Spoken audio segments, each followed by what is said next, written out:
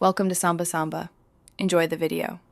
Enable autopilot and full self-driving in controls, and accept all prompts before engaging.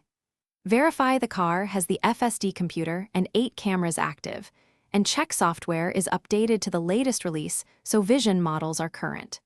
Inspect tires, mirrors, and cameras for obstructions and clean lenses. Driving with blocked cameras reduces functionality. Always keep hands on the wheel and be ready to retake control within seconds when autopilot is engaged. And set a clear personal fallback plan before each trip. Use a double press of the drive stalk to engage auto steer and traffic-aware cruise control and monitor steering torque to ensure the car detects your readiness.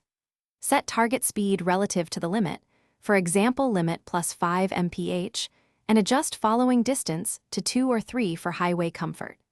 Use Navigate on autopilot for guided lane changes, but confirm or initiate each suggested lane change manually when unsure and be prepared to cancel at any moment. Signal intent when you take over control. FSD remains driver assist. You must supervise and be ready to intervene at all times because the system can misinterpret rare scenarios.